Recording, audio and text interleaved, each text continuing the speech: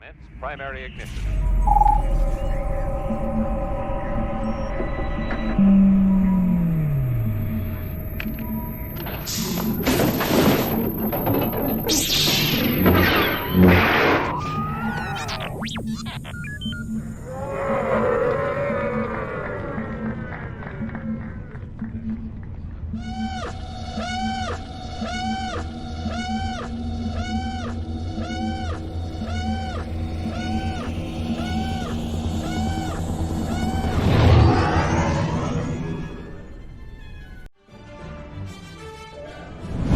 Hey, this is Katie O'Brien, and you're watching the Virtual Cantina Network.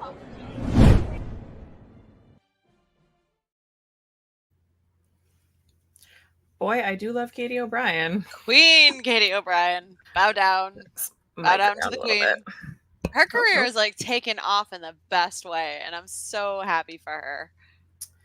I'm not gonna lie. So I'm one of those people. Oh, we lost Ashley. Oh no. I'm here. Okay, there she is. I'm here. I don't know what happened. You poofed into the ether. She just disappeared there for a second. So much Katie worship, and I disappeared. That was 100% my fault, you guys. I clicked the wrong thing. Oh, it's okay. It's okay. We Mark, won't hold it against you. Yeah, we got Mark behind the scenes running the show. Our little man behind the curtain tonight, as always. Driving. Yeah, I'm one of those people where it's like I am so famously bad at identifying performers in like other roles across TV and film and stuff. So yeah, I couldn't tell you, unfortunately, outside of Star Wars, what Katie O'Brien is doing these days, and it's nothing to do with her. I'm just bad at that kind of thing. Let's see. I know I just saw something, and I was so excited for her. She had that movie with Kristen Stewart. Yeah, so she had. Oh, I kind of love this already. Love Lies Bleeding with Kristen Stewart. She's in Twisters. Oh. So we have to go see that. It's like a thing we have to do. She's in the next Mission Impossible movie too. So she is girls getting it. Way to go. Dang. So happy for her. Yeah. I don't know if it's just because like I never go to movie theaters anymore and like I never see anything like current. I just wait until it hits a streaming service because I hate the movie theater experience so much. Hi, John. Hey, John. I don't know. I haven't been to a movie theater. Like the last movie we saw in theaters was Luca when they re-released it for like the Pixar. So it's my all-time favorite Pixar movie. I'm obsessed with it. It's so much fun. As an Italian girl, I'm like, oh, I love it. Yeah, it's my favorite. And we went on like a Tuesday morning at like 11 o'clock. It was Sabine's very first time in a movie theater, and it was great because we paid like $5 per ticket. Yeah. We sat there the entire time. There was nobody else in the theater, and I'm like, this is how I enjoy my movie theater experiences. As you I haven't seen an adult movie in the movie theaters in forever. I wanted to see The Phantom Menace in the theaters when it came back, and I was just like, I don't think I have it in me to deal with that. So I watched it at home on my couch, made my own snacks. There you go. And you saved probably like $30. At least. Yeah. At least. Movie theater tickets are so expensive. It's a win. That's what we're calling it. Yeah, it really is. And I think I've just become like, since the pandemic, I've just become like such a homebody. Like I just really like being home. Okay, my other Marvel confession is I am so far behind on Marvel content. Yeah, but all you need to do is like have watched Loki, apparently, I guess, and the Deadpool movies. That's it, really. Yeah, and maybe like Logan. I've seen the first Deadpool. I don't even know if I've seen the second one. The second one was insane. In the best way. Just like I love Ryan Reynolds. I really do. I love Ryan Reynolds. I find this is a case where I think the fans really ruined the franchise for me because like Deadpool as a character, I think is funny. He's fine. Some of the Deadpool fans are a lot, and it's just not. Honestly, I find myself coming across, obviously, except for like the sideshow group I'm in, I come across very little like annoying Deadpool fans. They're just Deadpool fans to me, so I just kind of go, whatever. Yeah, I mean, to each their own. I always joke with my friends because everyone's always like, have you seen this? Have you seen that? And I'm like, listen, here's the thing. I'm pretty sure I have undiagnosed ADHD, and it's really hard for me to focus on like one thing or another. And I feel like my brain can only handle one major franchise. And with all due fairness, Star Wars got there first. So for me to jump into like the MCU or DC or even like the Lord of the Rings stuff or, you know, the Lord of the Game of Thrones stuff, like my brain just ADHD just happened. Like I don't even know what I'm fucking talking about. I will watch a series and then I'll stop watching maybe like 1 or 2 episodes away from the end of it, and I'm like, why did I stop? Like I still like at Fallout. I'm like halfway through Fallout and I have not watched anything else. You have no idea those last 2 episodes, man. Anything could have happened and you would have had no idea. Like crawling to the finish line, and it's just my boyfriend's like, we have so many shows to catch up on, and we're always like 1 or 2 short, and I'm like, I'm sorry, I'm terrible. Worse, because sometimes being stuck in the Star Wars bubble is really, really stressful, as we've talked about before, and as we all know. And you know, there are high highs in Star Wars, and there are low lows in Star Wars, and sometimes you get stuck in it, and you're just like, man, I really need to pick up another show, or I need to pick up something to balance this out. But I also feel like with the variety and the velocity at which we've gotten new Star Wars content, it's like I hated Ahsoka, but right on the heels of Ahsoka, we got something else that I was interested in. So it's like I didn't have enough time to simmer on how much I disliked Ahsoka before I had something else to focus on, you know? Exactly. Yeah. So, you know, I just don't have the mental horsepower at this point to pick up anything else. My brain, no more. Well, the good news is it is summer, and summer tends to kind of be the slower time of the year as far as like content goes, because everybody's out doing something. So now that the Acolyte is over, which we will get to in 1 second, I assure you, we have quite a wait until obviously Young Jedi Adventures for Sabine. For you, next month, exciting. Like 20 days away. I think it's August 14th, if I'm not mistaken. Yeah, my niece is. I'm sweating for those kids. Oh, I'm starting to get real nervous. Really? Everything going on is just like, no. They put them in mission attire. I'm like, oh, protect these children. Protect these children. Protect the younglings at all costs. Yeah, so that's coming up this summer, obviously. It's, you know, Star Wars content truly for kids. But also Jamie, because she's a mom. Also Jamie. And Star Wars moms. Yeah. I'm just a kid. I'm mostly just 2 raccoons in a trench coat at this point. Okay, listen. This is stress.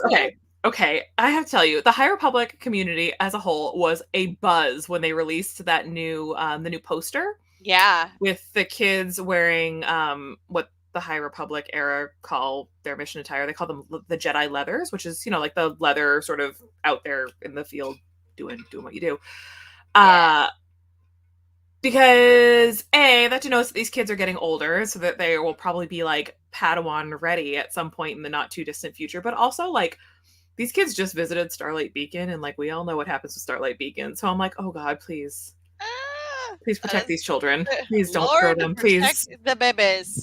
It's a Disney Junior show. Let's not slaughter any younglings. And Nubs. Oh my God, I found a Nubs plushie on clearance for like half off at Target, and I snapped that thing up so fast. Amazing. I don't even know what I would do with one more Nubs plushie in this house right now, because I was buying them in twos for a little bit because like I wanted one and like I had to get one for my kid. It's the biggest one that they have. It was like $34, but it was on sale for like 17, and I'm like, I need this. Because obviously, see Bradley Baker doing the voice of Nubs. We have to. So. He's just so cute. And he's hella cute. So much. And he just wants to plant his little Jedi plants. And he just wants to commune with nature. And the little shorts with him on YouTube right now are so good. And we've come full circle. I'm obsessed. I love them. But yeah, after YJA, I think like the next thing we're waiting for is the Skeleton Crew at this point? Skeleton Crew, yeah. Which is like the holiday season? Right? It's the newest holiday special, so apparently it's happening.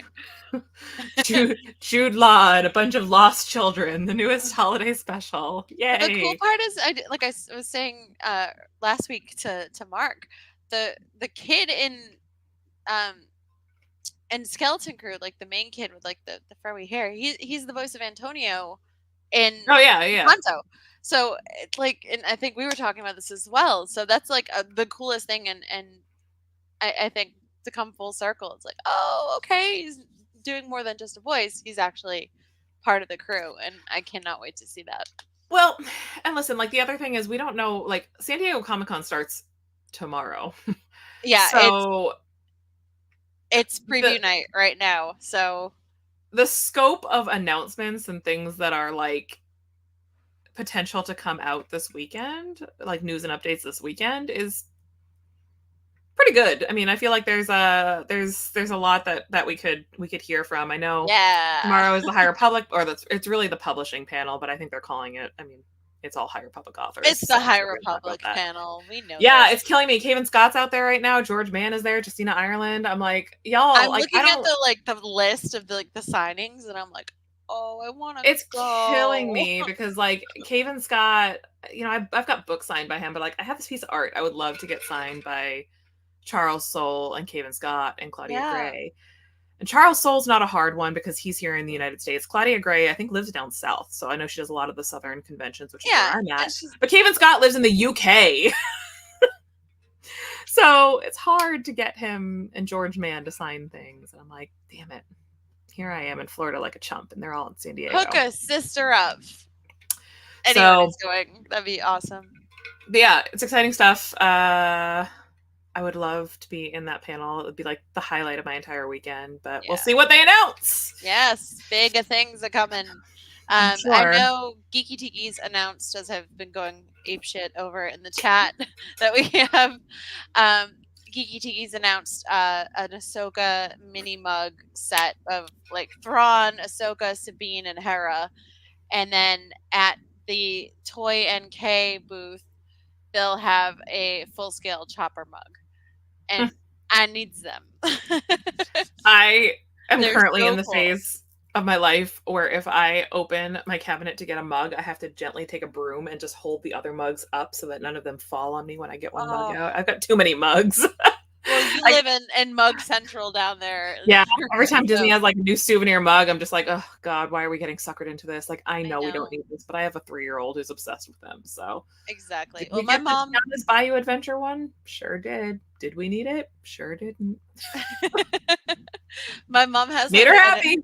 Army of Tivas, not Tivas, Yetis and Tivas and things like that, and I'm like, where can I put my mugs? I've just got like, I have the world's biggest Wrecker helmet mug that's like this big. I've got a Princess Leia tiki mug. I've got like a Porg tiki mug. I've got like 2 different zombie heads from Trader Sam's. It's insane. Too much. So much. But I have no cabinet space because it's all Yetis. I get it. I get it. You know, it's also weird because like this week I feel like we finally saw the first, and this is gonna be my totally smooth and not at all planned segue into our conversation for the night. Let's do it. This week we saw the first sort of like Acolyte merchandise hit Target. I've checked 2 Targets locally and haven't seen them yet, but I guess Hasbro started releasing Acolyte themed saber play kits, like they're meant for kids. Yeah, so you can like swap them out for each member of and I'm like, crew. Am I absolutely going to hip check a child out of the way to get a Vernestra lightsaber? Yeah. But are they absolutely going to go to clearance? Because unfortunately, that's sort of the way that we are right now. Like everything at Target, if they aren't those micro machine figures, like all goes to clearance. Which, by the way, I need. Hello. Oh my gosh. It's Ghost. I did. I have a pre-order that may have to get canceled over at Amazon for the Ghost and a bunch of Y-Wings, but it's like $115 set. Listen, okay, I would never be that Star Wars fan that would absolutely take it away from a child, right? If a kid was like, oh my God, I want Vernestra Rose lightsaber, I would get on my knees and look at that child and say, you know what, child? You can have this Vernestra Rose lightsaber. Let me tell you about Vernestra Rose, child. I'm going to indoctrinate you in the Church of the High Republic. I will give you this box and the account. You sit here for 35 minutes and let me go through Vernestra. It'd be awkwardly. Honestly, that would be a terrible way to get arrested in the state of Florida. Oh, definitely not. But I'm sure to a strange child in a Target over lightsabers. I'm sure. Yeah, but I'm sure people do so much worse and get away with it. So it's Florida. That's absolutely a given. Yeah, so it's been nice to see some merchandise. I'm loving the key art that they're using for all the merchandise. So cool. I kind of want to see more of it. I'm really hoping we get. I'm kind of over the Black Series figures. I just have too many of them. I don't love the way they look designed. I'm a Hot Toys junkie, so I've graduated from Black Series to Hot Toys, and it's a dangerous place. Yeah, I saw those, so I know the retro style figures are like, I didn't see them at my Target yet, but I saw that they've been released. I know there's like a Jackie. I kind of want like Jackie and Yord, so I can set up like an awkward little like shrine for them with like candles that I would just light. No, you know, in memorial. They're all dead. I saw somebody. This is so bad. I saw somebody got the Yord action figure, took it out of the box, twisted its head around, put it back in the foil, have it on display with his neck snapped. Oh my god, that's insane. I was both horrified. I was like, I sent it to a friend, and I'm like, am I a bad person for laughing at this? He goes, no, that shit's funny. Sorry, but this is how I deal with my trauma and my grief. If I can't laugh at it, it's suddenly real. Yes, John, justice for Jackie. Yeah. I will be saying this 7 years from now. Over it is. So we're gonna get into it. We should probably talk about the Acolyte. We're ready. We're ready. So as if Soul hasn't lost one Padawan already. Hey, Sarah. Before we get into this conversation, we should probably preface this by saying I'm pretty sure that we're out of the spoiler we have 48 hours yeah. So but if you have not seen the finale of The Acolyte, it's been a week. But if you still haven't seen it, because like, listen, life happens. Nobody knows that better than me right now. Life happens. So if you have not seen the finale of The Acolyte and you don't want it to be spoiled, this is going to be your opportunity to say see you in 2 weeks. If you have seen it later. Yeah, if you have seen it, stick around. We're definitely going to talk about that, but we are absolutely going into spoiler territory. We are going to talk about the finale. We're going to talk about what we loved. We're going to talk about, I have nothing that I didn't love, so spoiler. And maybe some thoughts as we got to the finale to see what might come next. So with that in mind, you've been warned. Let's go. Yeah, I feel like we don't necessarily even need to do like a recap of the episodes because I feel like we just did that like 2 shows ago. But I definitely want. What should we pick up with like the second flashback episode? Yeah. God, there's so much to unpack here. Like, because we didn't really talk about that one, and we should. So. Yeah. And that was the one that I think everybody was sort of waiting for. I mean, I know a lot of people's mind changed when they saw like a half-naked Kemir. I get that. I respect that. But I think with the episode that we were all really Manny Jacinto. Hey. Yeah. Where's Mark in the chats? Let's go. Mark has been on the Manny Jacinto train for like an entire. It's a great train to be on. It's a great train to be on. Find me in the dining car of that train. Just choo-choo. Like, let's go. He was so the flashback episode. Okay, you start. Honestly, you start because my brain is in 1,000 different places. That undiagnosed ADHD is here to play. Nope, so like, let's go. So I'll sneak us into this. Okay, do it. So yes, the flashback episode, we see how things really went down because we see the aftermath. We see fire. We see it from Osha's point of view. So we see fire. We see dead witches. We see like possibly dead sister. It's just chaos. Possessed Kelnaka. Yeah, like. Well, she doesn't even see that in that episode, but she doesn't. No, we get that. We get the truth of what happened according to like the Jedi who essentially caused it. Point of view. So we get Soul honestly trying to save both sisters because he believes that they are part of a virgins, and it is very important. Like it's kind of like solving the mystery. There's like an incredible source of power here, and these 2 sisters are like the same. And they had this little rhyme that he witnesses, like, I'm one. I'm sorry, I'm terrible with remembering this, but you know the rhyme that they do. I know the rhyme. And he witnesses it. So it kind of triggers something in his head because it's like, okay, this is such a strong source of power on this planet. And these children are saying, they're like, they're one and the same. And it's like, it triggers him to investigate further and just kind of drag the other Jedi in with it. And the witches, obviously, like, they're trying to make a decision. Like, Mother Anastasia is trying to make a decision whether or not she wants to let Osha go, because Osha really wants this. She really wants to join the Jedi, and May is like, apprehensive about it, and we see that. But we also see Mother Anastasia turn herself to smoke to defend her coven from these Jedi, and that's probably the most wrecked thing I've seen this whole series, to be honest with you, aside from casting Carrie Ann Moss for like a flashback central like thing, is when you see Sol like defending himself against Mother Anastasia, but he just like stabs her with the lightsaber, and she says, "I was going to let Osha go." And it's so heartbreaking because she wanted this for her daughter or her child, and it felt tainted after that. It really did. There are okay, so you know me. I'm a Jedi apologist through and through. I will tell you, after watching this, I was like, oh God, I would not hold up a day in court as a Jedi apologist here, because the missteps from the Jedi were so rampant. Many. And I mean, I know everybody sort of points the finger at Sol, which you should, because Sol done fucked up. Yeah, you get it. But we also kind of have to talk about Torben, right? Because like one of the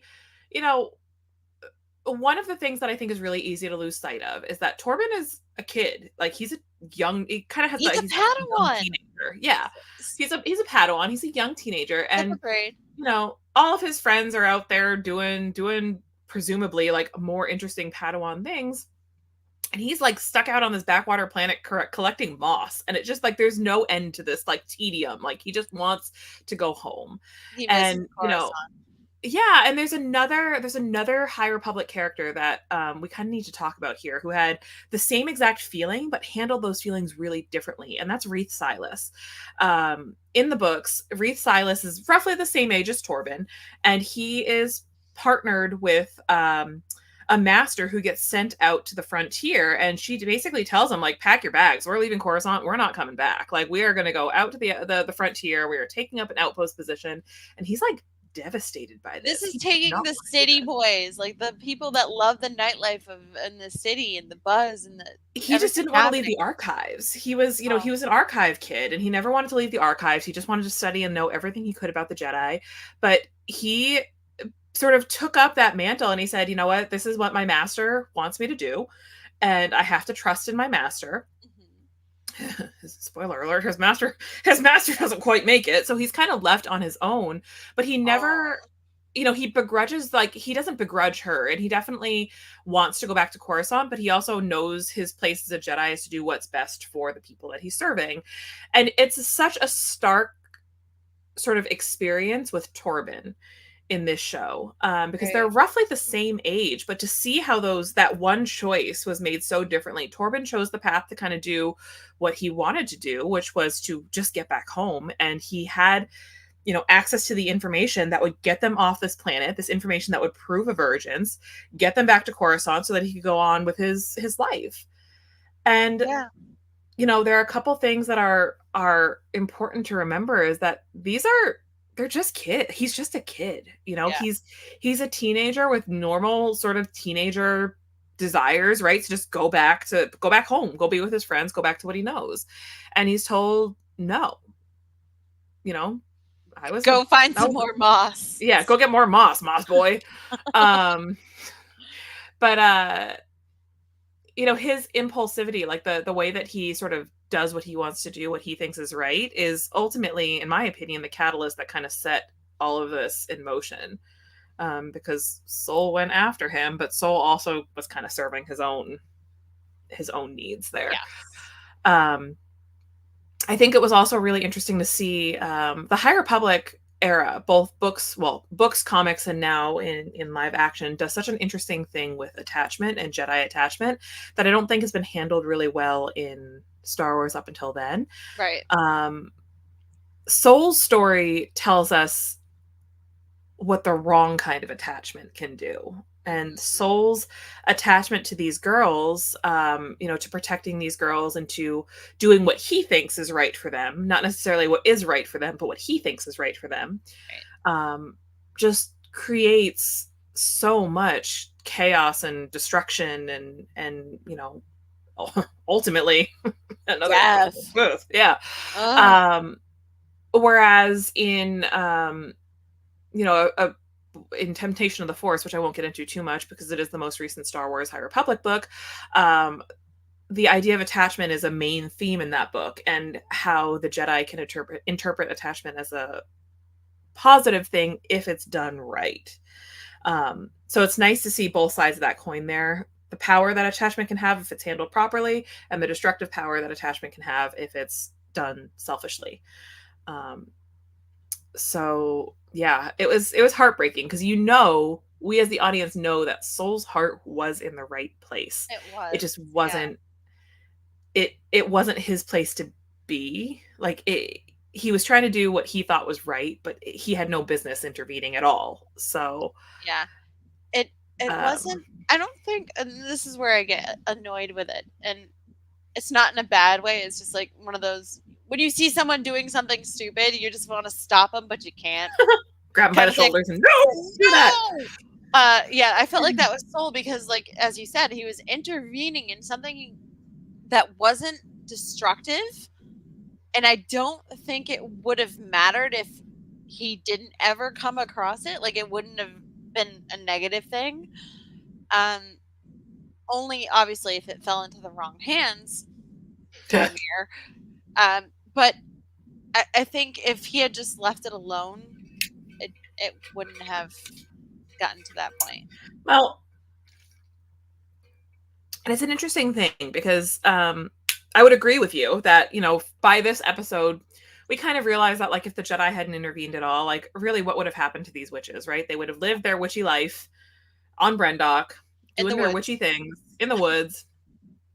And, Osha and May would have had their, sorry, the water was like not going down the right way.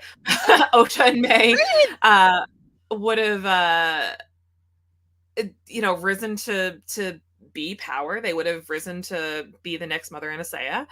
But the point where I kind of had this knee-jerk reaction where I'm like, oh, maybe that was a bullet dodged. I'm going to fast forward us. We're going to fill in the space here, but I'm going to fast forward us, of course, to the biggest shocker in the entire show, which was our surprise guest, who I don't think...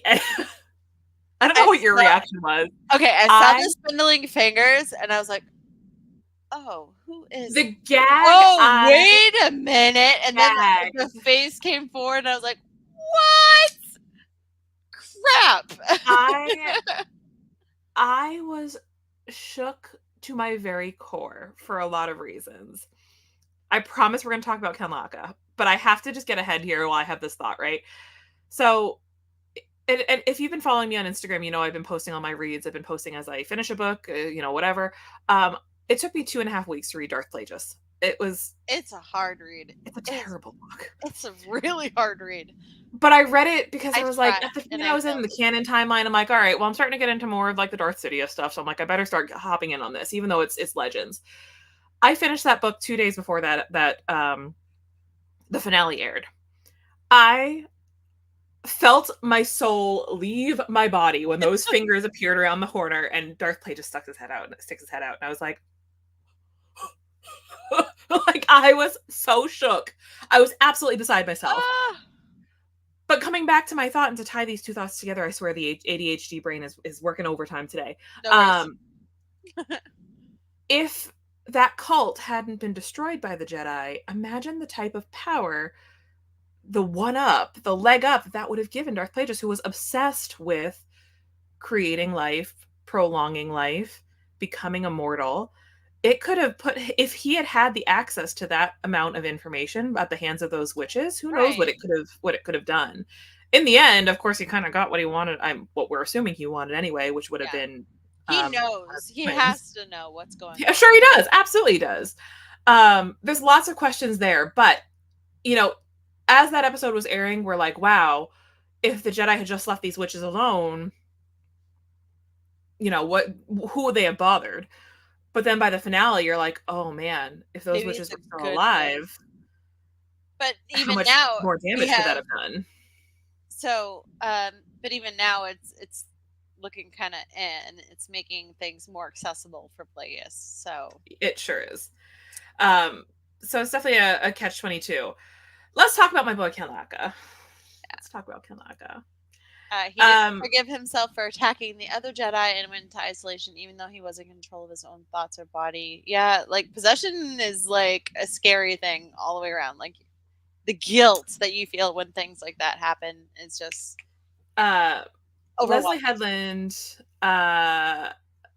confirmed that he put himself in like a willing self-isolation. He you know, he suffered, I can't remember what the name of the ailment was that affects Wookiee. It's like something like wild claw or something like that, where their claws are used to, you know, to create damage.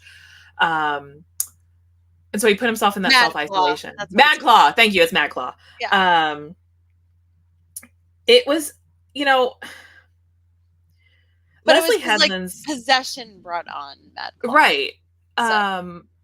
But you know, the Wookiees especially have so much culture and heritage that's explored in so much Star Wars content that like it's nice to see that Leslie Headland really did consider everything that's kind of come through in the books. Do your homework. She knows her stuff. Fans. Yes. She knows her stuff. And she was she worked very purposefully in folding in her knowledge of the lore, her love of the lore, and oh man, it really, really showed. And it was just really lovely to see. The fight between Kelnaka and the other Jedi had me holding my breath the entire time. Seriously, like the battle between him and Soul was so good. Like the choreography was in every battle though. This show was so good. Yeah, and I learned from I forget where I learned it from, but I could think I've probably heard it from somewhere on here in the network. But Jonas Swotmo had to do all his own stunts because he's the only one that could fit in that Wookiee suit. So the amount of stunt training that man had to do, and then wear that whole yak fur thing, it's just crazy. It's wild for him also because he's just so damn tall. Like that amount of choreography, especially against, you know, a shorter dance partner, as it were. Yeah. Is really crazy. But I don't think it's celebrated enough that I think all of the performers did the majority of their stunts. Yeah. And like watching Daphne Keane train as Jecki for her fight against the Stranger was, I mean, it was inspiring. It was just, she was so committed, and they all trained for so long to do these stunts. And it really made me happy because Manny, even training with the helmet, with the limited. Shocking. I was like, insane. Just absolutely baffling. So the cast, I have not fallen in love with a Star Wars cast like this one, like a live action cast, I think, ever. I'm just, it's weird to have so much like secondhand pride in these performers, but like I don't know any of them, but like, no, go on, girl.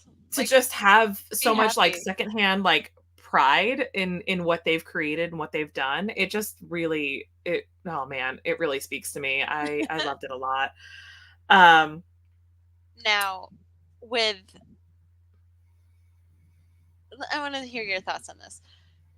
Did you expect May and Osha to kind of flip? Like, did you expect Osha to end up going to the dark side as hard as she did? I didn't want her to.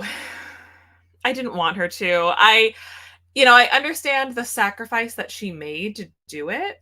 It was really, really hard seeing May's memory get wiped. And I think it was a very interesting commentary on what this show has kind of been all about, right? So this show was designed to make us question the Jedi and almost empathize with the Sith, right? Because Kimir makes a lot of pretty good points about the Jedi, and he makes a lot of good points about, you know, what motivates him and where he draws his power from. And he does a lot of things that you're just like, yeah, okay, I could buy that. Like, yeah, I get that. Whereas on the other side of the coin, the Jedi are making mistake after mistake, and they're all sloppy mistakes. And to your point, it's like you want to grab them by the shoulder and shake them and be like, stop doing this. Yeah. Um, Oh, so so did stressful. I expect it? Not really. I didn't want it, but at the same time, I think it is an interesting commentary on like, yeah, I think it is easy to kind of see the other side of the coin and to be not even tempted, but like identify with the other side of the coin there. Um, and to know that she does it for her sister, I think almost humanizes the Sith a little bit, right? Because we're just so used to the Sith just being bad guys, right? Like they're just bad. They're bad guys. But knowing that the choice that she made to become or to partner with Kimir in whatever capacity she's in, um, she's reclaiming what was kind of taken from her and the lies that she was told, but she's also doing it for her sister and for her family. So she has been told that her sister burned down their coven and killed all the other witches. She's been told that her sister was dead. Like, it's just lie after lie, and it's compounding. And she left the Jedi because she was still angry about the loss of her sister, and she felt like she didn't deserve to be a Jedi because she still carried that weight with her. And to learn this and come face to face with Soul, and you just see her, you hear like Chimere's words echo in your head. You know, you can only be an acolyte once you kill without a weapon, and she just fulls on kills without a weapon. She chokes him out, but not only while she's choking him out, he's telling her that I'm sorry. It's okay. It's okay. Like the guilt that these Jedi feel for these mistakes, these horrendous preventable mistakes, is massive, and they're all willing to die for this. And you see, I think the most insane thing was like Osha bleeding that kyber crystal. The lightsaber. Oh, it was so crazy. The transition on that blade and bleeding this. Okay, so this is the first time we've ever seen a kyber crystal bled on screen. It's appeared in books a couple of times, but the bleeding of the kyber crystal, for those of you sort of unfamiliar with the rules around that, it's done after an opponent's saber is taken. So in this case, because Soul lost his saber, Soul died. He was defeated by Osha. She was able to claim his saber, and then she bled the kyber from blue to red. That saber transition, I spent the entire episode just completely gagged, like just like oh, it's so cool. It's just, not only is it just so cool to see, but again, it goes back to Leslie Headland just doing her homework. Like, Homegirl has read these books. Like, she has been with us reading these books, and like, she understands what she's doing. She understands the rules of engagement for something like bleeding a kyber crystal. She understands the significance of capturing a Jedi's lightsaber and taking that crystal and doing something absolutely nefarious with it. It really shook me. And man, when I went into that finale, I did not know what to expect. I did not know what was going to happen after 48 minutes. But man, by the end of those 48 minutes, I had to sit there in silence and kind of just process it. And then I ended up turning it back on and I watched it a second time. Wow. I watched it twice back to back because I just was what did I just see? Yeah, she points that saber, man, and it finishes, it goes fully from blue to red. And it was, the sizzle and the crackle, like it just it was absolutely a peak, one of my favorite moments of Star Wars visual media I've ever seen. It was just so really good. Because we've never seen it like on screen before. We've never seen it, and we've read about it in books tons of times.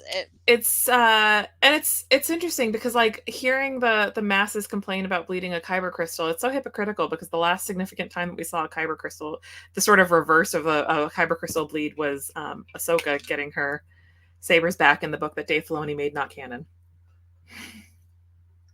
Yeah. E.K. Johnston did it in Ahsoka. Yeah. Like I said, it was in book form. But it's sorry, it was interesting that May tried to steal several Jedi. Yeah. And Osha was the one that finally did it. May, I think May was so focused on, she was given a task and just hyper focused on just performing that task, and Osha had the passion to complete the task. Because the dark side May is angry. May is definitely angry in the whole series, right? But Osha, I think, has the oh my god, my phone picked up Osha and is now giving me a whole bunch of like lists of Osha rules. That's funny. Like, what is my phone doing? And it was just hearing me, and it just keeps listing off all these Osha rules. Too. Oh my god, hold on. I just hear like Siri beeping at me. Okay. That's so funny. Not that one. Yeah, she had the May had the anger, but I think Osha had the fury. Because it was everything she believed and everything she wanted. She trusted. And she trusted, and it was all a lie. And when she found out that her former master, killed her mother who was going to entrust her to go to him and to train to be a Jedi, it's pretty messed up. Total betrayal. Again, as a Jedi apologist, especially my High Republic Jedi, and how much I love them and how much I've identified and grown with so many of these High Republic Jedi, it's really hard to defend the actions here, but it's also really heartbreaking to see, because I've talked about it in other shows where, the Jedi up until this point, or up until the point of like the hyperspace disaster at the beginning of Phase 1 of the High Republic, like they haven't really experienced a lot of war or violence or threat or danger. And it's interesting to see that we can no longer say there's no Osha in Star Wars. There's still no handrails in Star Wars, but there is now Osha. Well, there is. They're just at like, shin length. The Jedi don't necessarily know how to what is oh my god, spam. I don't know. I'm not going to even respond to that. Yeah. The weirdo in the chat. It's fine. Oh man, there it is. The ADHD train just went over the cliff.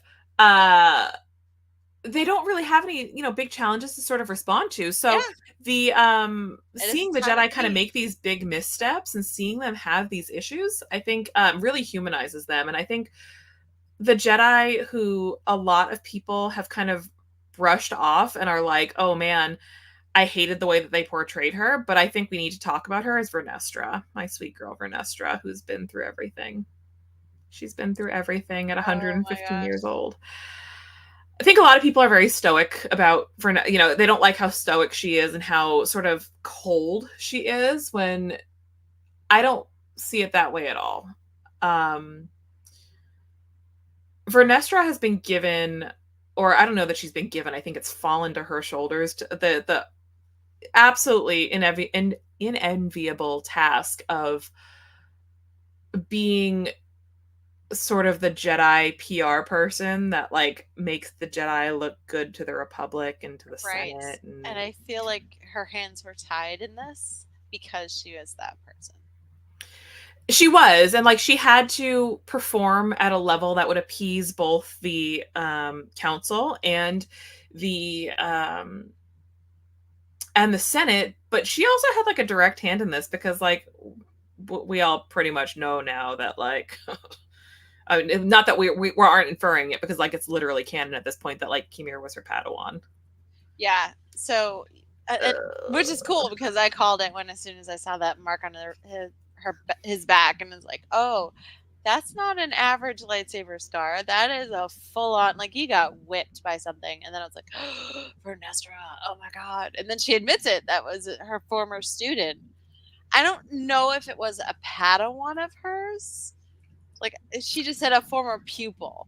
So you know how like Soul is teaching all those kids in that class? It could have been somebody that Vernestra taught in a class like that. It could have been. Vernestra does have a history of having handled a Padawan who has touched the dark side, so it wouldn't surprise. And he ends up coming back to the light. Like he ends up, sort of getting things under control. But because of her experience with Imri, it's possible that maybe they sensed something in Chimera. Maybe they knew that Chimera was going down a slippery slope, and they said, "Hey, we need Vernestra, who's somebody who has this experience," because like that's not exactly commonplace Jedi skill set, right? Like most Jedi won't have a Padawan that will fall to the dark side. Like she and Obi-Wan Kenobi can go get a beer later. Like they can talk it all through. Oh, yeah. But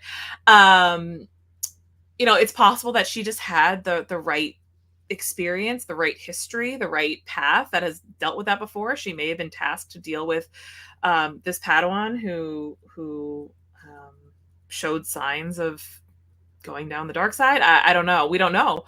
But I think the way that episode ended, I think the way that the finale ended, I think there's no way that we're not getting a season 2. Oh yeah, with so many questions. I honestly think that when Vernestra was, because she can have those hyperspace visions and everything that we learned about Vernestra, I think she was able to kind of sense what had previously happened before Soul died and his thoughts and feelings about this, and she just gleaned everything that she could from him before he finally left this world. Like his body was freshly dead, so she could still glean from it. And I think she discovered the truth about the virgins and what it would mean for the Jedi if it fell into the wrong hands. So she had to put on the PR face and go in front of the Senate and the council and just say Soul was a rogue Jedi. His actions led to the deaths of many Jedi, and the situation on Brendok, and he's been killed. It's over. There's nothing more that will come from it. But she's reaching out to Yoda. Surprise, Yoda, who shows up at the very end, because though he's a member of the council, he knows, and he's not like a stuffed shirt member of the council. Like he's willing to understand that this is dangerous stuff and it could mean dangerous things in the future. So I think that's why she reaches out to him, because she knows that Soul was onto something, even though it ultimately led this far. I think there's a lot of criticism around. A lot of people didn't like that Vernestra like threw Soul under the bus, but like when you listen to her words, I mean, she kind of did tell the truth. I mean, it wasn't a pleasant truth, right? I don't think anybody wants to look at, who was supposed to be the heroic, protagonist of the story and be like, oh man, he kind of sucked. But like, Soul kind of did go rogue. Yeah. And the actions and the choices he made did cause a lot of death and destruction. And listen, I love Soul. Like, I think he was a fascinating character, because I feel like we hadn't really seen a lot of Jedi like him. I know everybody's like, oh, but he's just like Qui-Gon. And I'm like, no, I don't. I mean, in the fatherly sense, yes, I would agree that he is like Qui-Gon. But I think Soul was a little more impulsive than Qui-Gon. Qui-Gon would just sort of do what like he wanted based on Jedi lore, legends, stories, holocrons. Like he was really sort of focused on the mysticism behind it, whereas Soul was really a lot more emotionally charged. He was a lot more like emotionally impulsive. So I don't know that I think that comparison is quite as, like, for me it doesn't jive the way I think it does with a lot of other people. Okay, let's talk about this comment. If Vernestra's saber did that damage to that very attractive man's very nice back, sorry, it's minute hours here. It would have had to have been for good, solid reason, because it would absolutely be against who Vernestra is as a character to have her just maim a presumably, adolescent, a younger person, just for the sake of doing so. Like, it wouldn't be like, oh, he didn't listen to me, so I light whipped him. There had to have been more story there. There had to have been more reason or rationale there. So that's a story I'll be very curious to see unfold. Yeah. I also am getting real like antsy, sweaty, nervous, because I'm like, now that we know that like Darth Plagueis is a thing, I'm like, oh god, Vernestra's gonna die at his hands. But we don't know. We don't know. Here's the thing. If she goes, I want her to go out in like the biggest blaze of glory. Exactly. Like I want her to have the baddest lightsaber fight with that, with that guy. That thing, that thing in the shadows. Like because like she does have was... a lot of information that he's gonna want. So yeah. And we don't see her later on. Just saying, she's 115, so she old. Now with Plagueis, honestly, like my first thought when I was like, it hit me like, oh crap, it's Plagueis, and I was like, wait a minute, what the hell is he doing on a cave? Like he's a freaking like epic Sith Lord. He's like the whole reason why we have Star Wars as we know it. What is happening? Why is he in this cave? Well, so in the book, he talks about here's the thing. I'm really glad I finished reading the book. I really did not enjoy this book. There's a lot of talk about how he spends his time kind of both and granted the book is Legends now. So like, who knows if they're actually going to use the story, or if they're actually going to keep this, but like knowing Leslie Headland, I could see that she would probably want to preserve as much of this story as possible. Right. The thing that's a bit confusing to me is like the age, like how old he would be, but again, I don't know anything about Muns, so like who knows, maybe they do live that long. But there's a lot of talk about him traveling, and a lot of talk about him engaging with other potential apprentices and other potential dark side users, and sort of going all over Jedi. Well, yes, and is kind of my answer on that, because like he just finds people that are force sensitive, and he finds that a lot of these force sensitive people are like the ones that are like sort of forgotten by the Jedi, or that aren't recruited by the Jedi. Like he kind of just sort of bends their special skills to his way, and of course he has some of that control over their minds and their abilities as well. So I'm not necessarily surprised that he would be just sort of vibing in a cave, because I think that is not too far out of the realm of possibility based on the book. But I want to know more about his relationship with Kimir, because I do believe that the two of them probably have some sort of relationship at that point. Mm-hmm. Otherwise, he just like sitting there watching this guy like go skinny dipping and like cooking a little stew pot. Like, what are they doing? Now, I'm going to ask your opinion as a High Republic fan, and knowing what you know about how the team lay out each phase of the High Republic. We don't know what planet it's on. It says unnamed planet, unknown planet. Mm-hmm. We don't know who Kimir really is. And there's so much left up in the air where like as to what's next. Do you think that will be answered in either a season 2 or in a High Republic novel, and they just want to save it for it's gonna be a season 2. The issue is going to be with the way that these High Republic books have been sort of written. The crew has confirmed that the end of phase 3 is the end of the stories that they have as we know them. I would be very surprised if they did like a standalone book to wrap up a story that already appeared in a TV show. I think it would be more likely that they would have just taken the entire story and made it a book, as opposed to like doing like, okay, well, we have season 1 and now we're going to wrap up the rest of it in a book. To be fair, My So-Called Life did that. So yeah, but see, here's the thing, and this is not 90s. Necessarily a drag. Like, I don't mean this. It's going to sound like a drag, and I don't mean it to come out as a drag. A lot of people just don't read. I have been really blessed to have sort of carved out my corner and really curated my experience on social media to like get to know other readers. But it's really, really hard to find people who Choices Bob Demnick really have read the whole books, or really are even invested in Star Wars publishing as a whole. Comics, yes. Books, not so much. I don't know what that is. Yeah. Yeah. Troy, that is my favorite one of my favorite TV shows ever. Like, I grew up on that, and when I could buy the box set, I totally bought the box set. Yeah, so I think it's going to be a season 2. I really do. And honestly, I hope it makes a lot of fanboys really upset. Oh, yeah, because, like I said, Star Wars is for everyone. It's a buffet. That's exactly it. Is, Are we sure though? Because here's the thing: is cortosis has appeared in other. Like, I know that that's where it comes from. Yeah.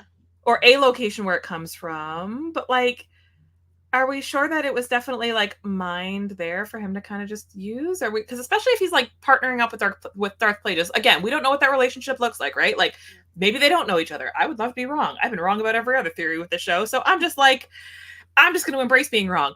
But if he's buddying up with Darth Plagueis, like that could come. He could get that from anywhere. He's an incredibly wealthy and well-connected kind of guy. So I don't know. We'll find out. Maybe that is where it is. And then it did. Yeah, it showed up in Thrawn Alliances and Brain do the thing. It showed up in one other location in the books. We talked about this, I think, in another show. Yeah, we did. The ADHD brain is like. It showed up in the comics as well. So. Yeah, Dr. Aphra comic maybe, or a Sanastaros comic. Yeah, I think it was Dr. Aphra. It was in there real quick. But yeah, if it happens, I'm telling you, there's so much we could delve into, and like there is. And like my other big, I picked up the High Republic books because honestly, I was at a point where I was so exhausted by seeing the same characters over and over. I did not want to see any more connections to the Skywalker saga. I did not want to see any more connections to Ahsoka. I was just so tired of just seeing the same characters over and over and over. And so the High Republic was so attractive to me because it was a fresh canvas. Like there was all new characters with the exception of like Yoda and Dex. and and my boy Thermcase Scissor Punch, but like there were no characters that directly tied back to like Anakin or Padme or Luke or Leia or Ahsoka. Like it was all fresh and new. As we said on Monday night, if there was no Yoda and if there was no Plagueis, it would be completely no ties whatsoever to the Skywalker saga, and it'd be fine. And it's I'm okay with this getting a season 2 and even progressing a little bit longer because like we still have plenty of time before the Phantom Menace starts to explore this area. Absolutely. And to not have to rely on characters that we know and to have new characters. I think so much, not all of it. I mean, I know where a lot of the hatred for the Acolyte came from, and frankly, it's disgusting. But I think a lot of people didn't want to give a show like The Acolyte a fair shake because there wasn't a character that they necessarily recognized. Yeah, there wasn't a Thrawn, there wasn't an Ahsoka, there wasn't an Anakin or a Luke or a Leia or an Obi-Wan. Like they didn't have those favorite characters, and like that's sort of only human, right? Like we seek out what is familiar to us, and this is completely unfamiliar territory for a lot of fans. What I'm hoping will happen is that it will turn into the entry point for the High Republic for a lot of fans, where now they're seeing these characters and say, I want to know more about Vernestra. Why is she the way that she is? And to kind of take them back into that story and to introduce them that way. That's what I'm hoping will happen. Yeah, that would be amazing. Yeah, and the fact that they still haven't even announced Ahsoka season 2 yet. So I feel like Disney tends to drag their feet on announcing sequel series, and we just hear about San Diego Comic-Con weekend. Yes, so who knows what's going to come out next month? Who knows what's going to come out of Hall H? Who knows what's going to come out of D23? I am just hopeful that we do get a season 2 because I have so many questions. The thread, no pun intended, is almost kind of maybe a little intended. Is real. Like they're out there and they're hanging, and we need them to be resolved. Somehow. In the meantime, I'm thrilled with Leslie Headland. Absolutely thrilled with her work. Also, okay, listen. I had some friends visiting. We were at Epcot, and she casually dropped this little news bomb on me. Did you know that Leslie Headland is married to Rebecca Henderson? I did. No idea. They mentioned that when the series was cast. No idea. Went right over my head. Yeah. So that was awesome because she does such a good job with Vernestra and kind of how I pictured her in my head. Oh my God, Tassie. Tassie. Remember Tassie? Remember when Yord had a Padawan for like one episode? A hot minute. We need her to come back. It took me a second, and I was like, Tassie, how the hell did we forget about Yord's Padawan for like forever? Like, yeah. She's gonna be so mad. She's gonna be pissed. I mean, maybe not though. They're all Jedi. Listen, that's the thing. So to tie this episode in a big old bow, we talked about how the kids in Young Jedi Adventures are about to go into all this trauma, and I'm like, man, you're not a High Republic youngling and/or Padawan if you didn't lose a mentor close to you. Somebody go protect Master Zia. Yeah. Like, somebody go check in on Master Zia. Make sure she's doing all right, please. Because, like, we all know what's going to happen to Loden. We all know that Belle's going to have a tough time coming up here. No. Real stressed out. The best thing is watching the authors comment as they're watching all these shows with us. So, like, watching all these authors comment on Instagram and on various social media platforms. Justina Ireland posted, and I literally took a screenshot of it because it made me laugh so much. She posted, "It's the High Republic. Don't get too attached." And I was like, I know. Oh my god, that comment like stressed me the hell out. I'm not even kidding. I was like, she knows. And then as soon as that happened, we lost Yord, we lost Jackie. I was like, what the actual? It was, yeah, it was wild. They were all watching right there with us, and it was like, yep, Justina Ireland would know. She's killed plenty. But honestly, her body count isn't quite as high as like Claudia Gray's, but like it's up there. But honestly, like she knows what she's talking about, and so like I was like, oh, okay, and then all of a sudden that happens, and I want to punch something. Yeah. So we'll see. So that's my prediction, my hope. I think we will see these characters again in season 2. I think it's possible we'll see like some stuff. Like there's already a Kelnaka comic that's been announced, but I think it's a one-shot. It's not going to be like a whole thing. So, I think we'll start to see stuff like that come out, but I don't think they're going to do anything monumentally story-wise in print media. I think it's going to be visual. Also, which I'm fine with. Oh yeah. I really hope that Lee Jung Jae also goes into more acting and things like that, because he was phenomenal. Absolutely phenomenal. I'm just really happy that he got his roses for this. Yeah. And I'm happy that he got to do a Star Wars because he just was so passionate about it. And what kid isn't passionate about the Star Wars? He's a Star Wars now. Yeah. He got his own little action figure. He's doing it. Like, shout out to Daphne Keane. If you have seen the latest trailer for Deadpool and Wolverine, we have X-23 Laura making an appearance again, obviously an older Laura. So Daphne Keane is everywhere this week, kids. She busy. Yeah. She's so little. I love her. I know. There's an episode of them like training with lightsabers, and she's like, it was so embarrassing. I had to have them make me a shorter lightsaber, and I'm like, you're so cute. I love you. I just want to protect you. And she's like 27 now, ish. Like she's in her 20s, probably mid to late 20s, and she's like 4'11" or something. Yeah, like she's playing a Jedi Padawan. It's like, girl, yeah. There was a great interview with her too, where they were talking about the prosthetics and like the makeup and everything, and she's like, as an actor, like I emote with my face and I use my eyebrows and everything, and obviously with the makeup they had to take away her eyebrows, like they did, they glued them down and like the headpiece, yeah. And she would do a scene, and Leslie would be like, no, we have to do that scene over. She's like, Daphne, I need you to act. And she's like, I can't act. I don't have my eyebrows. They were just so cute. And it was just, it was just really fun to see, because she's like, yeah, it was really challenging for a lot of reasons. Like, it was the prosthetics made it really challenging. The makeup made it really challenging. The choreography made it really challenging. But it pushes her, and she's like, just rose to that occasion. She totally did. And I loved her snark with Yord, and just, Yord, put your clothes on. Like, it just, So that Yord. made me... And Yord, obviously, the Yord Horde is real, and we are here. Sad. We're all just sad. It's just sad. And yeah, no more messing with action figures, people. Be nice to your Yord figures. The Yord, I know. Now I feel like I have to go get the Yord and the Jackie action figures, and I'm just in a shrine with candles, little tea light candles in front of them, and just light little candles, and like a little iron, like a toy iron, just like, this is an iron for Yord.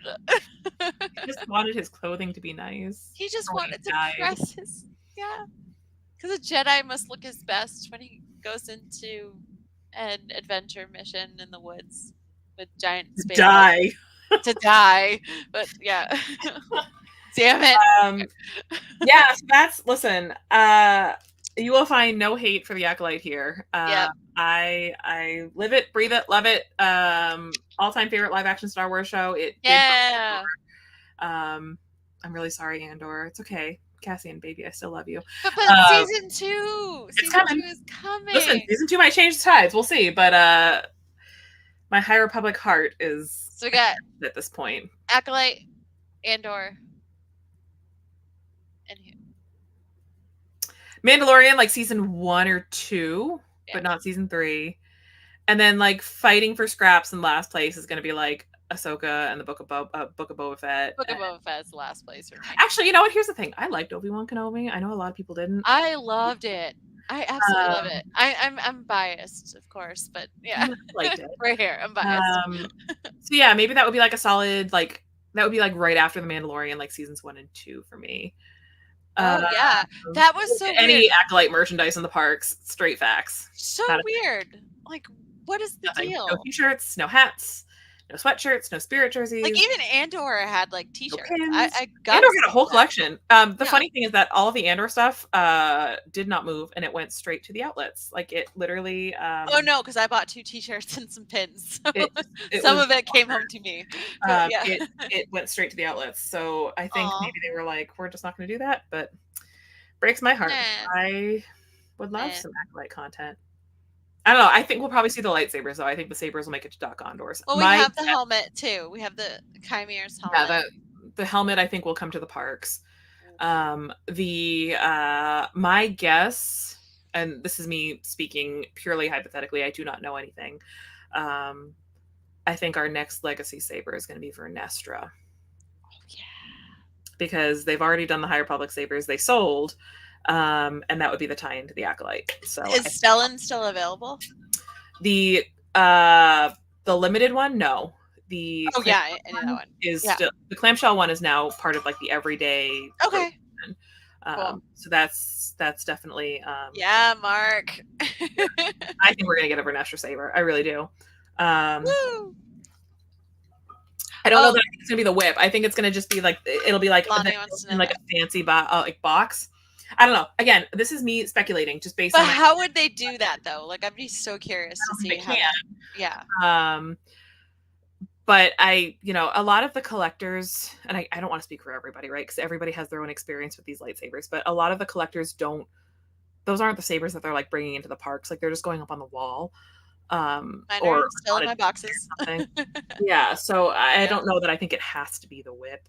I think the hilt is enough.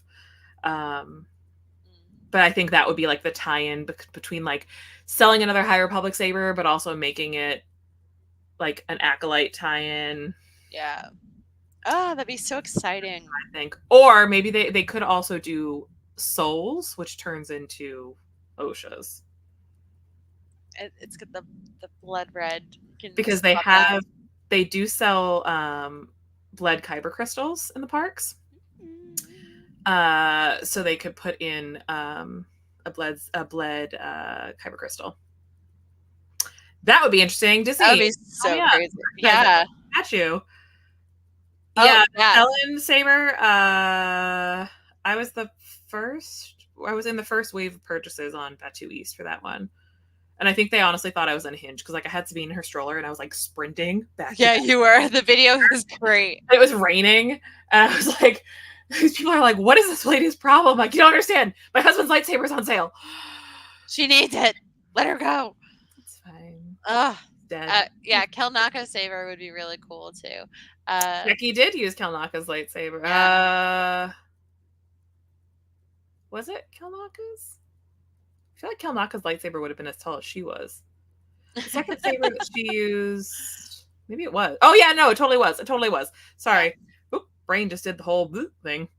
I'm telling you, man, if they do Soul's saber, they have to sell it with a bled kyber crystal so that it cool. turns blue and red.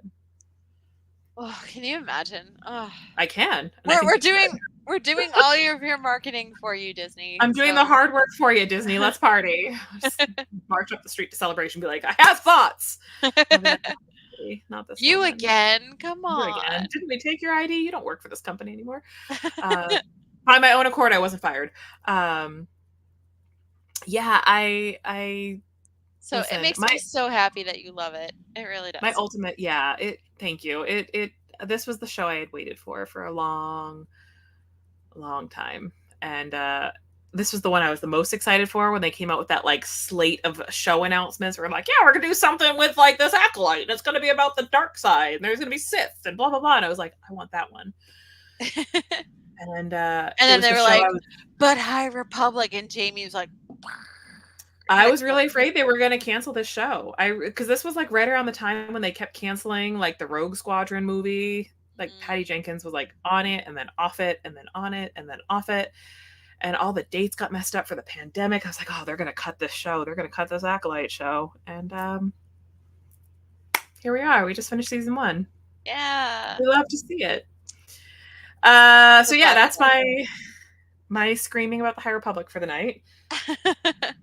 I feel like we should probably scream about some announcements for the channel before we get screamed at by the guy that owns the channel. Spencer, if you're watching, we're going to do our jobs now. So, as you guys know, San Diego Comic-Con is happening as we speak right meow. It is right this very moment. It is 6 p.m., so preview night is off to a busy... Actually, it's 7 p.m., so it's 3 hours behind. So, they're off to a buzzing start out in San Diego. You can join everybody at the Omni Hotel across from the convention center on Saturday nights from 8 to 11 p.m. for the VCN meetup, and have fun with everybody there. It's a big crowd they're going to draw, so have fun. As Mark is saying in the chat, VCN Family Vacation starts Monday. Guys, Monday. It's finally here. This is happening. Yep, Mark says meet up Saturday, 7/27 at the Omni Hotel at 8 p.m. in the bar area. Don't miss it. But yeah, like the family vacation, it's been in the works for the last year, and it starts on Monday once Comic-Con is over. Shout out to Hyperspace Props, which is our premier sponsor for it, and use code Bunta for 10% off your order at hyperspaceprops.com. They're the title sponsor for Bunta Eve Special Edition. So get all of your Sabak gear and your credits there and learn how to play, because it looks fun. Like, I have a Sabak set and I just don't know how to play it. So if you're curious, you get to play along with them while you're at Scum and Villainy. So that's really awesome. Shout outs to all of our event sponsors: Hyperspace Props, Experience Level Entertainment, which has a bunch of after parties at San Diego Comic-Con this weekend, RSC, Scotty's Toys Shop, Rebel Base Toys and Comics, my NTA. I'm sorry, I can't read these tiny letters on this tiny screen. I might need you to help, Mark, because I can't see it. Sorry. No worries. We've got Andy's, we've got Wagon and Walk-In, Chase the Pack, Ski Pruckle Construction, Elite Signatures, Rebel Base Comics and Toys, Star Wars Fun Day, and of course our two big sponsors, Hyperspace Props and Experience Level Entertainment, are our premier sponsors. Thank you so much for everyone who is supporting the family vacation. We could not do it without you. And just a quick reminder of the events. There are 3 of them. We've got Bunta Eve happening on Monday, which is the Heroes of the Floniverse, and then on that's at Scum and Villainy, and then we've got Galaxy's Most Wanted, which is at Biggs on Tuesday night, and then that's where you'll learn how to play Sabak. I'm sorry to put that up. No worries. For people on the look, we're gonna have quite the agenda for everyone on the vacation, and we will keep you moving. You don't need to remember any of this. That's the nice thing. Just show up. Exactly. I barely know where I am and what I'm doing. And I won't be at this one, but this is the Thursday event up in San Francisco, the Creators of the Universe, which is going to be a blast.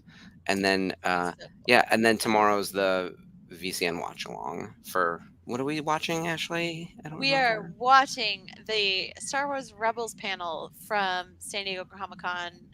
Celebration 2015. in the tiny, tiny little panel room, which totally undeserving of such a tiny space.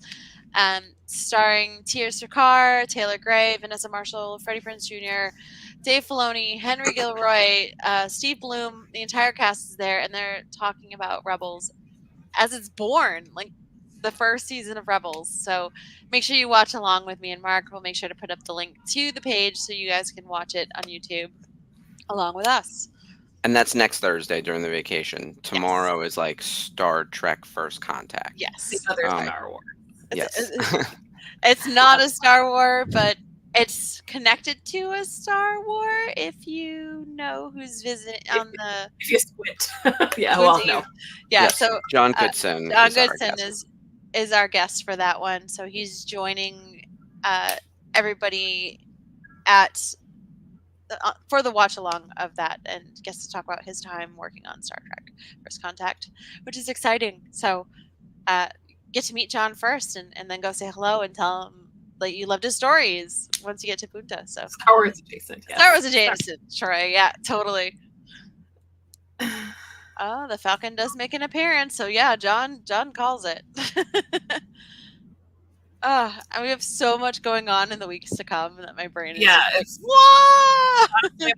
The next couple weeks are just crazy bonkers bananas. Y'all be pleased to know that we're finally going to be talking about Dr. Aphra on our next show in 2 weeks. Yes, we are. So make sure you join us where it's finally talking about our girl.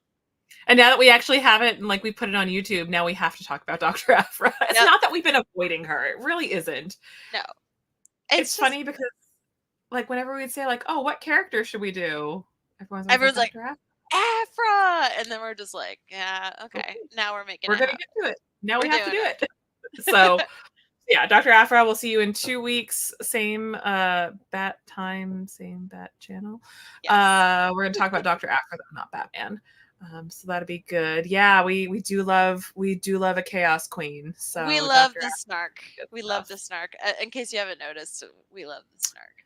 That's what we do. Cool. So without any further ado, thanks for hanging out with us, y'all. Hope you had fun. We had fun. And you can always hit us up on our socials. We love to talk more about this silliness.